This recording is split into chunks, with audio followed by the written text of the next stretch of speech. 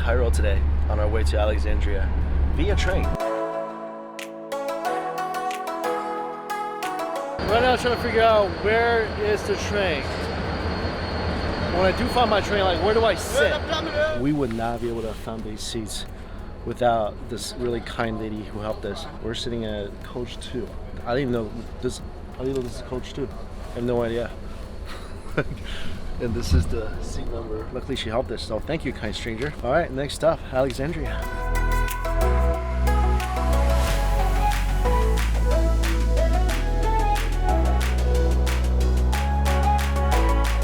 Woohoo! Hello, Alexandria. Key to this country, always Uber. Always Uber.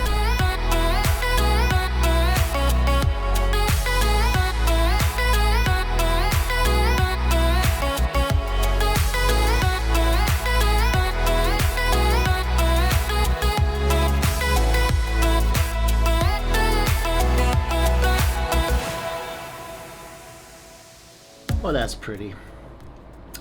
Let's go to Pakistan.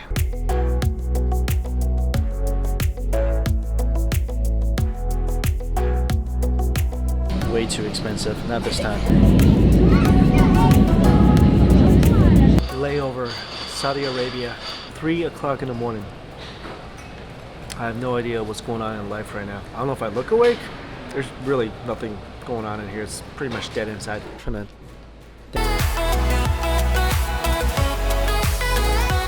Thank you for choosing Saudi Arabian Airlines. Sky Himalayan members and goodbye for now. Welcome to Karachi. Woohoo! Hello! Hello, thank you. Finally here, Pakistan. Good? Yeah, so far so good.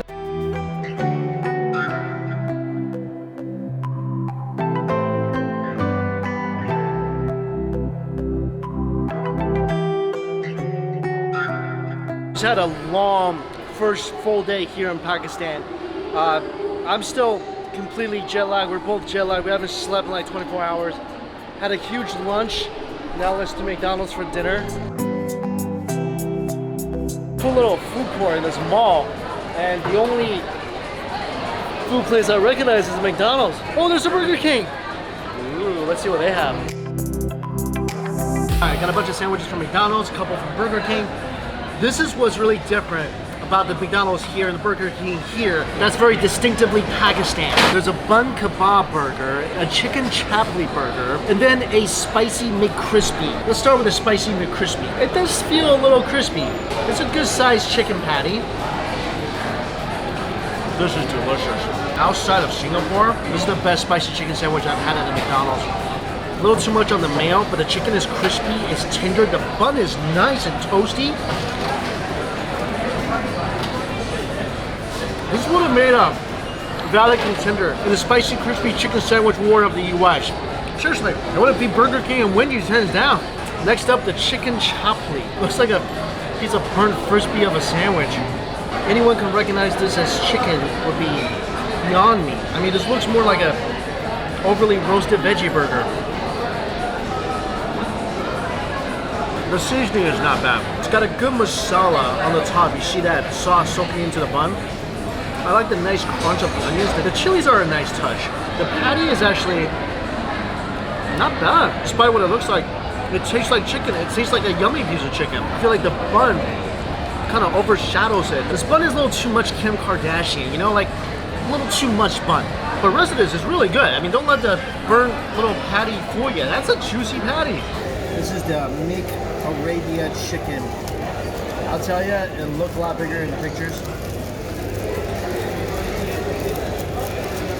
Flat bread, piece of chicken patty in the middle.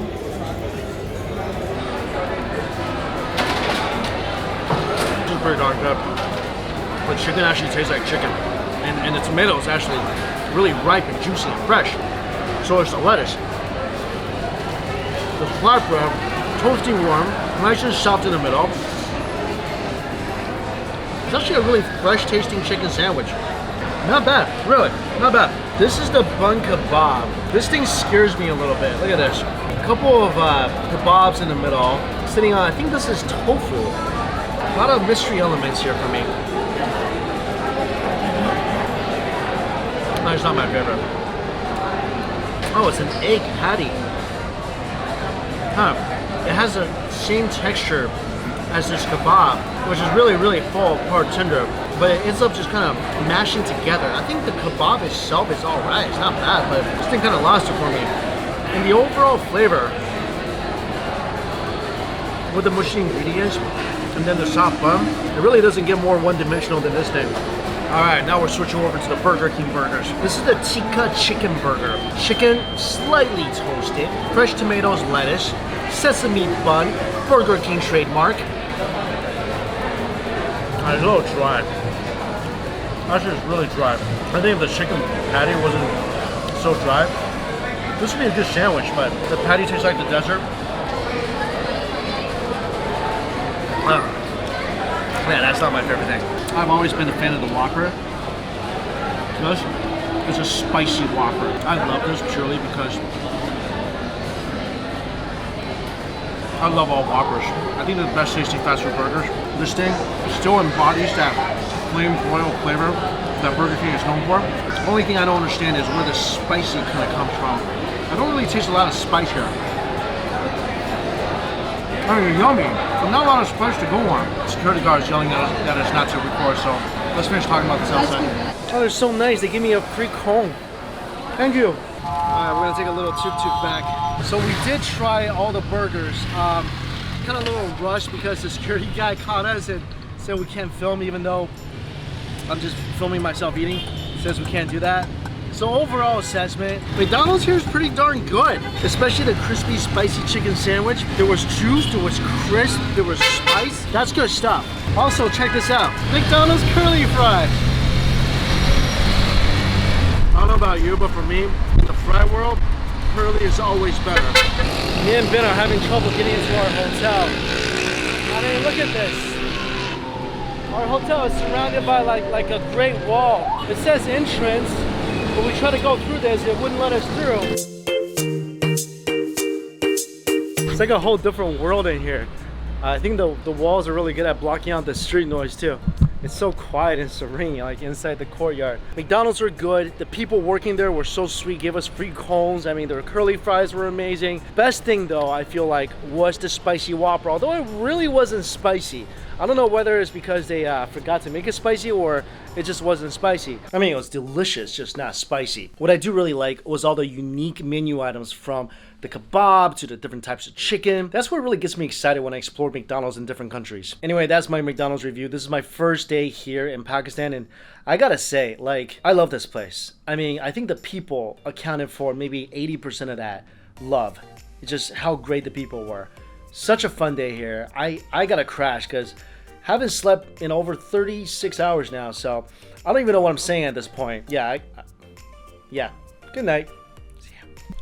Good morning, 5 o'clock in the morning. Today, going to the new city in Pakistan called Lahore, and fingers crossed for Jennifer because she's heading over right now and she only has about an hour and a half between when her flight ends. She has to get through customs and get to our boarding gate. So, come on. That was a scary hotel shuttle ride. That shuttle driver wasn't taking anybody going slower than him. I thought we were gonna get into a fight in the middle of the highway. Alright, Jen didn't make it. I was really too tight. So we're trying to figure out how to get her to Lahore. Keep you updated.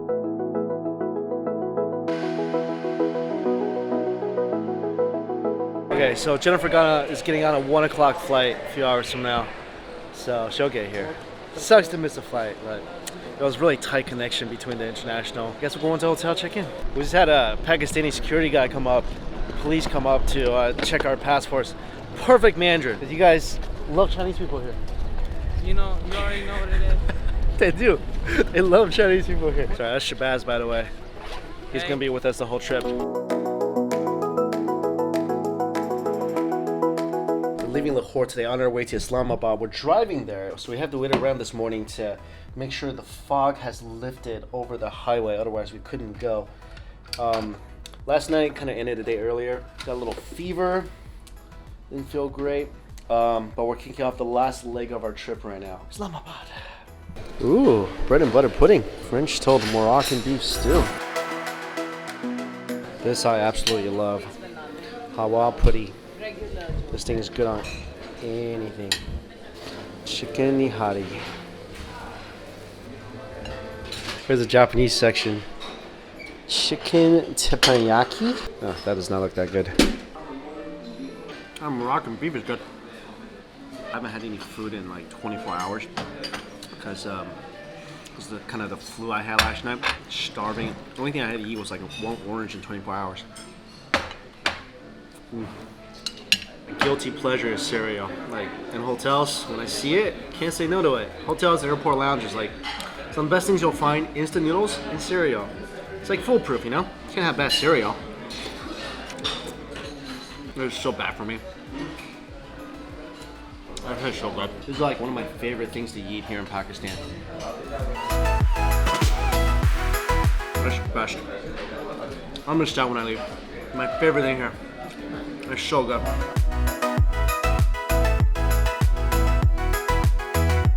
We're almost there, so we're gonna do a little rest stop break. And there's a Hardee's here and a KFC. Actually, like Hardee's, one of my favorite fast food chains. When they came out with a $6 burger, that was a work of genius. That was a good burger. I could use a burger. All right, we got our foods.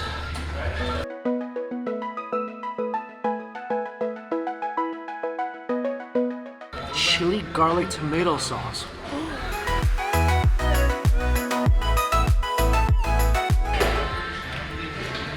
Oh yeah. I wish you had that in the States, chili garlic tomato sauce.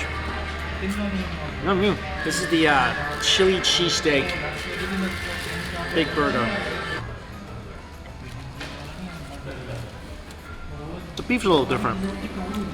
You notice that? The beef is different. It's not as good as US beef. It's not the best. It satisfies an itch.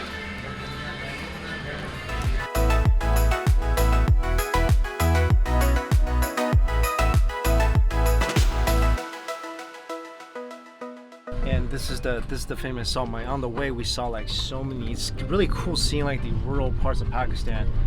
I mean, you pass by all these like trucks and buses, and they're actually, you know, decorated so colorfully. It's called truck art. It's very, very popular and unique here. And you can see along the way there's tiny little shops that are selling these salt lamps, which I gotta get one because it's so cool. All made by hand, right? Oh wow, that's so.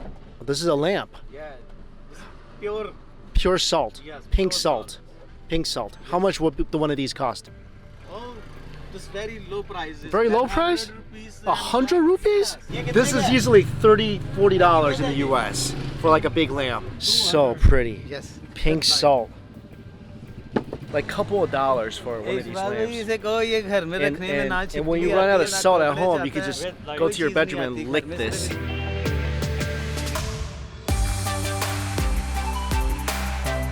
Alright, we're at the entrance of the salt mine. Like I said, it's one of the biggest salt mines in the world. And a lot of the pink salt is actually coming from here. What's up, Billy?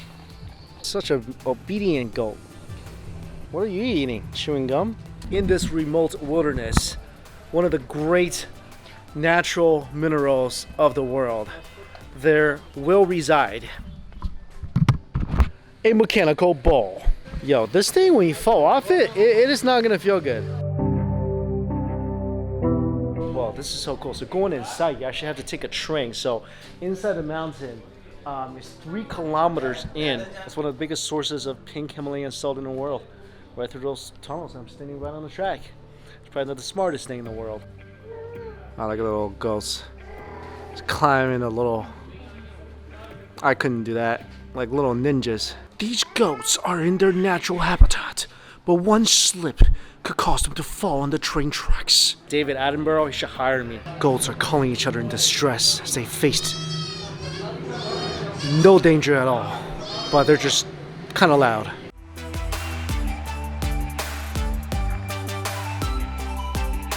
Now I'm sure this adventure is going to be very, very flavorful. And how they discovered the salt mine is really cool. Is that Alexander the Great, the horses licked the salt, and so the horses found the salt. Then the people found the salt. There we go. 3 kilometers into the mine.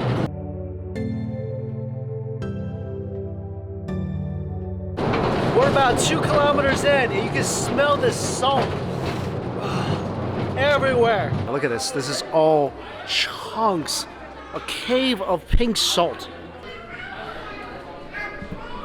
Kids want a selfie with me because I'm Chinese here. White, pink, and red. And if you want to claim a portion of the salt for yourself, you just lick it. Then that's your salt forever. Wow. Salt Mosque. Alright, going down to the water. Especially open for us. Oh my gosh. This is a horror movie. Oh. Wow. That is pretty. These are all salt crystals? Oh my gosh, they're just sparkling like diamonds. That tiny little salt crystals. Beautiful. Who knew salt could be this pretty? It's like a whole underground salt city. And the crystals on the ceiling, if you guys can see it, just kind of like sparkly like starlight. You can literally live here. You got snacks, you got water, you got salt. It's all nice and stable climate and weather and temperature. The only thing you're missing is a salt mattress.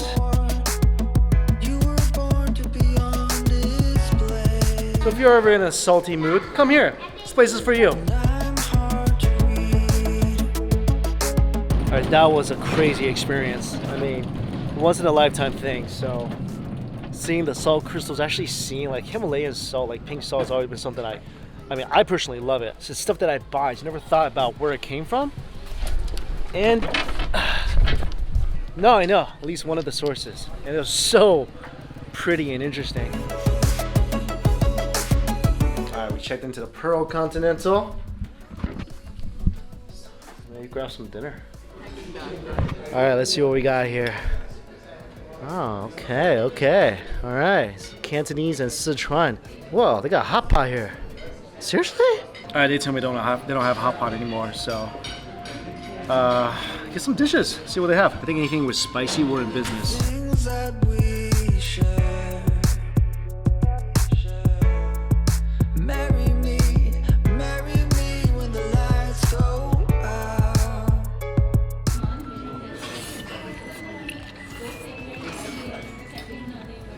You know what? Besides being a little salty, it's not horrible. It's alright. The flavor is there. It's very, very, very salty. I mean, the kung pao chicken is a little tomatoey. There shouldn't be any tomatoes in the kung pao chicken, but the beef is not bad. The dry stir-fried beef with the chilies, that's not bad. It is definitely better than a lot of the American Chinese places in the U.S. for sure. Having been in Egypt and here, so it's been like close to 2 weeks now. This is my first taste of Chinese food, and oh man, I feel alive. It's a different version of Chinese food, but it's still good. Really not bad, especially if you add a little vinegar, a little chilies to it. Making me happy.